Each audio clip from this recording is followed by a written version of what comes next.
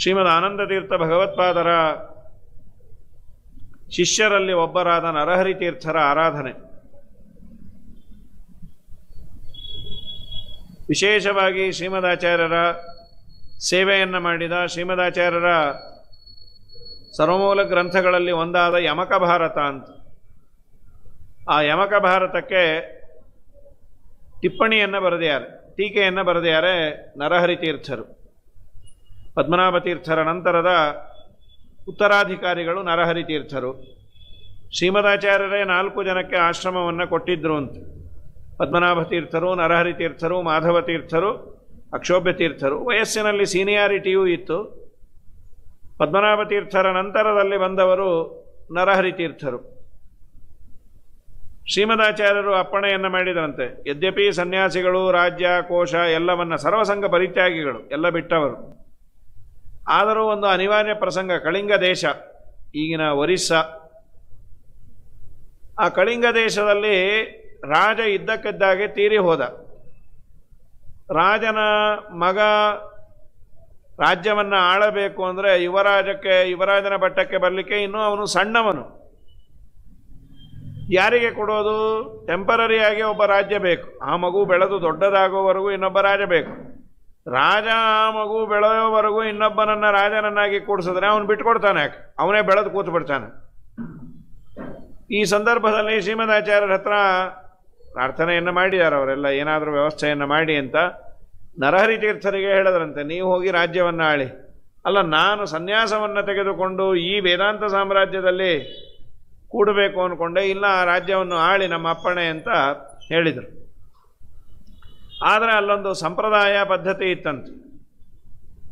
ಯಾರು ರಾಜನಾಗಬೇಕು ಅಂದರೆ ಯುನಾನಿಮಸ್ ಆಗಿ ಡೆಮೋಕ್ರಸಿ ಅಲ್ಲ, ಯಾರೋ ಆಗಬೇಕು ಅಂತಲ್ಲ, ಒಂದಾ ರಾಜನ ವಂಶದವರು, ರಾಜನ ಮಗ, ಅಲ್ಲಿ ವಿವಾದ ಇಲ್ಲ. ಇಲ್ಲ ಅಂದರೆ ಈ ರೀತಿ ಏನಾದರೂ ಅಚಾತುರ್ಯ ಆದಾಗ ಪಟ್ಟದ ಆನೆ ಇತ್ತು, ಅದಕ್ಕೆ ಮಾಲೆಯನ್ನು ಕೊಟ್ಟು ಆ ಮಾಲೆ ಯಾರಿಗೆ ಹಾಕತ್ತೆ ಅವನು ರಾಜನಾಗೋದು ಅಂತ. ಇದು ಕಠಿಣವೇ. ಆನೆಗೆ ಶ್ರೀಹರಿ ಪ್ರೇರಣೆಯಾಗಿ ಅದು ನರಹರಿ ತೀರ್ಥರಿಗೆ ಹಾಕಿ, ಹಾಗಾಗಿ ಅದಕ್ಕೆ ಕೆಲವರು ಅನ್ನೋರು ಆನೆ ಕೈಯಲ್ಲಿ ರಾತ್ರಿ ಹಾರ ಕೊಟ್ಟು ಅನೇಕ ಜನ ಪ್ರಾಕ್ಟೀಸ್ ಮಾಡ್ಕೊಂಡಿದ್ರಂತೆ, ತನಗೆ ರಿಹರ್ಸಲನ್ನು ಹಾಕಿಸಿ ಅದೆಲ್ಲ ಏನಿಲ್ಲ. ನರಹರಿ ತೀರ್ಥರು ಎಲ್ಲೋ ನಿಂತಿದ್ದಾರೆ, ಆ ಆನೆ ಬಂದು ಇವರಿಗೆ ಹಾಕಿಬಿಡ್ತು, ಇವರ ಕೊರಳಿಗೆ ಹಾರವನ್ನು ಹಾಕಿದ ಮೇಲೆ ಎಲ್ಲರಿಗೂ ಆಶ್ಚರ್ಯ. ಇವರು ಸನ್ಯಾಸಿಗಳು ಏನೋ ಆ ಕಾರ್ಯಕ್ರಮಕ್ಕೆ ಬಂದಿದ್ದಾರೆ ಅಂದ್ಕೊಂಡ್ರೆ ಇವರೇ ರಾಜರಾಗ್ತಾ ಇರಲ್ಲ. ಆನೆ ಕನ್ಫ್ಯೂಸ್ ಆಗಿರಬೇಕು. ಮತ್ತೆ ಹಾರವನ್ನು ಆನೆಯ ಸೊಂಡಿಲಲ್ಲಿ ಹಾಕಿ ಇನ್ಯಾರಿಗೆ ಹಾಕತ್ತೋ ನೋಡಲಿ, ಇವರೆಲ್ಲೋ ಸ್ವಲ್ಪ ಮರೆಯಲ್ಲಿ ಇದ್ದರೆ ಇವರಿಗೆ ಮತ್ತೆ ಹಾಕಿದಾಗ ಆಯಿತು, ಭಗವತ್ ಸಂಕಲ್ಪ, ಇವರೇ ರಾಜ್ಯವನ್ನು ಆಳಬೇಕು. ಆಮೇಲೆ ಒಡಂಬಡಿಕೆ ಅವರಂದ್ರಂತೆ, ನಾನು ಈ ರಾಜ್ಯದ ವಾರಸುದಾರ ಬರೋವರೆಗೂ ರಾಜ್ಯ ಕೋಶ ಆಳ್ತೇನೆ, ಆಮೇಲೆ ಮುಂದುವರಿಸ್ತೀನಿ, ನಾವು ಸನ್ಯಾಸಿಗಳು. ಕೆಲವು ವರ್ಷ ಕಳಿಂಗ ದೇಶದಲ್ಲೇ ಇದ್ದು ರಾಜ್ಯಭಾರವನ್ನು ಮಾಡಿ ಸನ್ಯಾಸ ಧರ್ಮಕ್ಕೆ ಯಾವ ಚ್ಯುತಿ ಬಾರದಂತೆ ವಿರಕ್ತರಾಗಿ ಜೀವನವನ್ನು ನಡೆಸಿ, ಮುಂದೆ ಆ ರಾಜನ ವಂಶದ ಕುಡಿ ಬಂದಾಗ ಅವನಿಗೆ ರಾಜ್ಯ ಕೊಟ್ಟು ಬಂದರು. ಪ್ರಾಮಾಣಿಕವಾಗಿ ರಾಜ್ಯವನ್ನು ಬಿಟ್ಟು ಕೊಟ್ಟು ರಾಜ್ಯವನ್ನು ಆಳಿದ್ದು ಇದೆಲ್ಲ ಸಂತೋಷ ಇತ್ತು. ಏನಾದರೂ ಕೇಳಿ, ಶ್ರೀಮದಾಚಾರ್ಯ ಹೇಳಿದ್ರಂತ, ಆ ಪ್ರಸಂಗ ಬಂದರೆ ಅವರ ಕೋಶ, ಟ್ರೆಷರಿ, ಅದರಲ್ಲಿ ದೇವರ ಪೆಟ್ಟಿಗೆ ಇದೆ, ಅದನ್ನು ಕೇಳಿ ಅಂತ. ಆ ದೇವರ ಪೆಟ್ಟಿಗೆಯನ್ನು ಕೇಳಿದ್ರು, ಅವರು ಕೊಟ್ಟರು. ದೇವರ ಪೆಟ್ಟಿಗೆ ಏನು ತೊಗೊಂಡೋಗಿ, ನೀವು ರಾಜ್ಯವನ್ನೇ ಕೊಟ್ಟಾಗ ದೇವರ ಪೆಟ್ಟಿಗೆ ಏನು ಅಂತ. ಆ ದೇವರ ಪೆಟ್ಟಿಗೆ ಇದ್ದದ್ದಂದರೆ ಆ ರಾಜ್ಯ ಸುಭಿಕ್ಷವಾಗಿದ್ದದ್ದು, ಅದನ್ನು ಕೊಟ್ಟಿದ್ದಾರೆ. ಇವರು ಕಳಿಂಗ ದೇಶವನ್ನು ದಾಟೋದರಲ್ಲಿ ಅಲ್ಲೆಲ್ಲ ಕೋಶಕ್ಕೆ ಬೆಂಕಿ ಬಿದ್ದು ಏನೇನೋ ಆಯಿತು. ತಕ್ಷಣ ಅದೇನೋ ಇರಬೇಕು, ನೀವು ಓಡಿ ಹೋಗಿ ಅಂತ ಕುದುರೆ ಮೇಲೆ ಕಳಿಸ್ಯಾರೆ. ಇವರು ದಾಟಿ ಬಂದ್ಬಿಟ್ಟಿದ್ರು. ನರಹರಿ ತೀರ್ಥರು ಮೂಲರಾಮದೇವರು ಹಾಗೂ ಮೂಲ ಸೀತಾದೇವಿಯರನ್ನು ತಂದದ್ದು. ಅದಕ್ಕೆ ಸಸೀತಾ ಮೂಲರಾಮಾರ್ಚ, ಸೀತೆಯ ಸಮೇತವಾಗಿ ಮೂಲರಾಮದೇವರ ವಿಗ್ರಹವನ್ನು ತಂದವರು.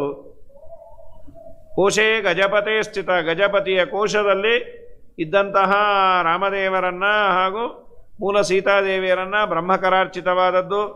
ಸ್ವಯಂ ಶ್ರೀರಾಮಚಂದ್ರನು ಪೂಜೆ ಮಾಡಿದ ಪ್ರತಿಮೆ ಅದು. ಅಯೋಧ್ಯೆಯಲ್ಲಿ ರಾಮಚಂದ್ರನ ವಂಶದಲ್ಲಿ ಬಂದ ಪ್ರತಿಮೆ ಅದು. ಅಂಥ ಹನುಮಂತ ದೇವರೆಲ್ಲ ಪೂಜೆ ಮಾಡಿ ಅದು ಭೂಮಿಯಲ್ಲಿ ಇದ್ದು ನಂತರದಲ್ಲಿ ಈ ಕೋಶಕ್ಕೆ ಬಂದಿತ್ತದು. ಆಚಾರ್ಯರು ಅದನ್ನು 2 ತಿಂಗಳು ಎಷ್ಟೋ ದಿವಸ ಪೂಜೆ ಮಾಡಿದ್ದು. ಆಚಾರ್ಯರ ಪಟ್ಟದ ದೇವರು ದಿಗ್ವಿಜಯರಾಮ ದೇವರು.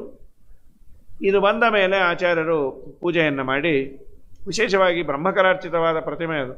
ಅಂತೂ ಅದನ್ನು ತಂದವರು ನರಹರಿ ತೀರ್ಥರು. ಏನಾನೀತ ನಮಸ್ತಸ್ಮೈ ಶ್ರೀಮನ್ ಹರಿ ಭಿಕ್ಷವೇ ಅಂಥ ನರಹರಿ ತೀರ್ಥರು ಅಲ್ಲೇ ಹಂಪೆಯಲ್ಲೇ ವೃಂದಾವನಸ್ಥರಾಗಿದ್ದಾರೆ. ಬೆಟ್ಟದ ಮೇಲೆ ಒಳ್ಳೆ ತಪೋಭೂಮಿಯ ಸುತ್ತಮುತ್ತಲು ಗುರುಗಳು ಪದ್ಮನಾಭ ತೀರ್ಥರು ಇದ್ದರು ಅಂಥೇಳಿ ಮಹಾನುಭಾವರು ಅಲ್ಲೆಲ್ಲ ಆ ಕಾಲದಲ್ಲಿ ಹೇಗಾದರು ಏನು. ಇವತ್ತೇ ಗೊಂಡಾರಣ್ಯ ಏಕಾಂತ ಬೇಕು. ನಾವೆಲ್ಲ ಸಿಟಿ ಹೇಗೆ ಇಷ್ಟಪಡ್ತೀವಿ, ಜ್ಞಾನಿಗಳು ಸಿಟಿಯನ್ನು ಇಷ್ಟಪಡೋದಿಲ್ಲ.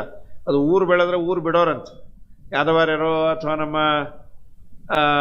ಆರಣ್ಯಕಾಚಾರ್ಯರು ಇವರ ಜೀವನವನ್ನೆಲ್ಲ ಕೇಳ್ತೇವಲ್ಲ, ಊರು ಬೆಳೀತು ಅಂದರೆ ಊರು ಬಿಡೋರು ಅಂತ. ನಾವು ಬೆಳೆಯತ್ತಾ ಅಂತ ದಿನ ಅನ್ಕೋತಾ ಇರ್ತೀವಿ. ನಮ್ಗೆ ಆ ರೋಡ್ ಒಂದು ಕನೆಕ್ಟ್ ಆಗಿಬಿಟ್ರೆ ಸಿಕ್ಕಾಬಿಟ್ಟೆ ಬೆಳೆಯತ್ತಂತೆ ನಮ್ಮ ಏರಿಯಾ ಅಂತ ದಿನ ಅನ್ಕೋತಾ ಇರ್ತೀವಿ. ಇವರು ಊರು ಬೆಳೀತು ಅಂದರೆ ಊರು ಬಿಡೋದು. ಅಂತಹ ಮಹಾನುಭಾವರು ನರಹರಿ ತೀರ್ಥರು ಶ್ರೀಮದಾಚಾರ್ಯರ ಸೇವೆಯನ್ನು ಮಾಡಿದ್ದಾರೆ. ವಿಶೇಷವಾಗಿ ದಾಸರ ಪದಗಳನ್ನು ಮೊದಲನೇ ಬಾರಿಗೆ ರಚನೆ ಮಾಡಿದವರು ಇವರಂತೆ ಕನ್ನಡ ಭಾಷೆಯಲ್ಲಿ. ಒಂದು ರೀತಿ ದಾಸ ಸಾಹಿತ್ಯದ ಪ್ರವರ್ತಕರು. ದಾಸರು ಅಂದರೆ ಮುಖ್ಯವಾಗಿ ವಾಯುದೇವರೇ. ದಾಸೋಹಂ ಕೋಸಲೇಂದ್ರಸ್ಯ ರಾಮಸ್ಯ ಅಕೃಷ್ಟಕರ್ಮಣಃ ಬಡರಾವಣನೇ ನಿನ್ನ ಬಡಿದು ಹಾಕುವೇನ ಎನ್ನೊಡೆಯನಪ್ಪಣೆ ಇಲ್ಲ ಎಂದು ತಾಳಿದೇನ ಬಲವಂತ ರಾಮನ ಭಂಟ ಬಂದೇಹನ ಹಲವು ಮತ್ಯಾತಕೋ ಹನುಮನು ನಾನು. ಇದನ್ನು ವಾಯುದೇವರು ಮೊದಲು ಕೊಟ್ಟ ಉತ್ತರ.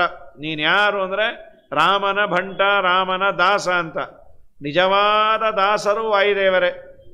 ಯಾರಿಗೆ ಸದಾ ದಾಸ ಅನ್ನುವ ಎಚ್ಚರಿಕೆ ಇರುತ್ತೆ ಅವರೇ ದಾಸರು. ಅವರಿಗೆ ವಾಯುದೇವರಿಗೆ ಆ ಎಚ್ಚರಿಕೆ ಇದೆ. ಅವರು ಎಲ್ಲ ಅವತಾರದಲ್ಲೂ ಅದನ್ನೇ ಅಂತಾರೆ. ಯೋಸೌ ದೇವೋ ವಿಶ್ವದೀಪ ಪ್ರದೀಪ್ತ ಕುರ್ಮಸ್ಸರಭಂ ತತ್ಪರಾನುಗ್ರಹೇಣ ಯಾಮತ್ತಾವಸ್ತೂರ್ಣಮಾಶ ಮುದೀಚಿ ಮಿತ್ಯಾದ್ಯಂ ತದ್ಭಾಷಯ. ಚಿತ್ರವಾಕ್ಯಂ ಪುರುಷೋತ್ತಮ ದಾಸ ಅಂತ ಹೇಳಿದ್ರು.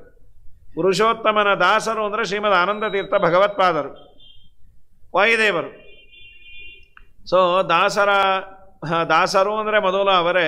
ಎಲ್ಲರೂ ದಾಸರೇ.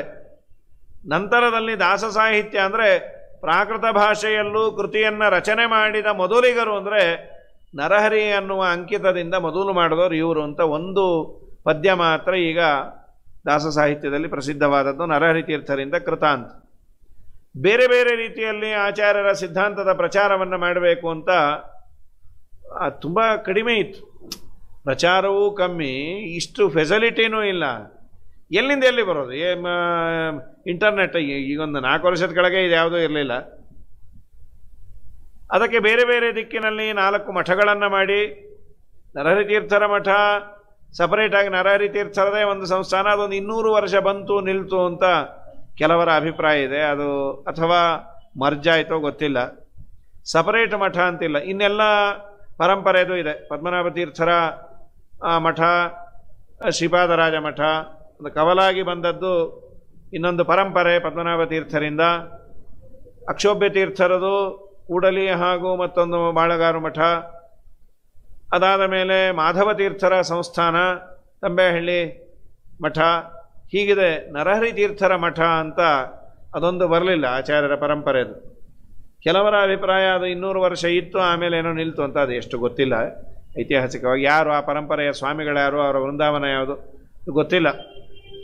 ಆದರೆ ನರಹರಿ ತೀರ್ಥರು ಈ ಆಂಧ್ರ ಪ್ರದೇಶದಲ್ಲೆಲ್ಲ ಎಲ್ಲ ಜನಕ್ಕೂ ಹರಿಸರ್ವೋತ್ತಮ, ವಾಯುಜೀವೋತ್ತಮ, ಪಂಚಭೇದ, ತಾರತಮ್ಯ ಈ ಸಿದ್ಧಾಂತದ ವಿಷಯಗಳು ಮನವರಿಕೆ ಆಗಲಿ ಅನ್ನೋ ದೃಷ್ಟಿಯಿಂದ ಆ ಕಾಲದಲ್ಲೇ ಕೂಚುಪುಡಿ ನೃತ್ಯ, ಈ ನರ್ತನ ಮಾಧ್ಯಮಗಳಲ್ಲಿ, ಯಕ್ಷಗಾನದ ಮಾಧ್ಯಮದಲ್ಲಿ ತಿಳಿಸಿದವರು ಅಂತ. ಅದು ಒಂದು ಮಾಧ್ಯಮ ಅಂತ. ಆ್ಯಕ್ಚುಯಲ್ಲಾಗಿ ಇವತ್ತು ಯಕ್ಷಗಾನದಲ್ಲಿ ಬೇರೆ ಬೇರೆ ತಾಳಮದ್ದಳೆಗಳು ಬೇರೆ ಬಂದಿದೆ ಅಂತ. ಹಿಂದೆಲ್ಲ ಇದ್ದದ್ದು ಪುರಾಣದ ಬೇಸೆ. ಮಹಾಭಾರತವೋ ಭಾಗವತರ ಆಟಗಳೇ ಭಾಗವತರ ಆಟ ಅಂತ.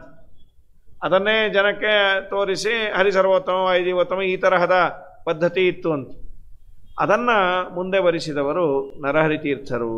ಮತ್ತು ವಿಶೇಷವಾಗಿ ಶ್ರೀಮದಾಚಾರ್ಯರ ಯಮಕ ಭಾರತ ಅಂತ ಅದಕ್ಕೆ ವ್ಯಾಖ್ಯಾನವನ್ನು ಬರೆದವರು ಮೊದಲನೇ ಹರಿದಾಸರು ಅಂತ. ಹಾಗಾಗಿ ಅವರ ಸ್ಮರಣೆಯನ್ನು ಮಾಡಿ ಅವರ ಮಹಿಮೆಯನ್ನು ಅವಲೋಕನ ಮಾಡಿದ್ದೇವೆ. ಏನಾದರೂ ಯೋಗ್ಯವಾದ ಅಂಶ ಇದ್ದರೆ ಅದೆಲ್ಲ ಗುರುಗಳ ಅನುಗ್ರಹದಿಂದ ಅಂತ ಹೇಳ್ತಾ ಭಾರತೀರಮಣ ಮುಖ್ಯ ಪ್ರಾಣಾಂತರ್ಗತ ಗೋಪಾಲ ವಿಠ್ಠಲನ ಅಡಿದಾವರೆಗಳಲ್ಲಿ ಈ 2 ವಾಕ್ಕುಸುಮಗಳನ್ನು ಸಮರ್ಪಣೆ ಮಾಡ್ತೇನೆ. ಶ್ರೀಕೃಷ್ಣಾರ್ಪಣ ವಸ್ತು ಕಾಯೇನ.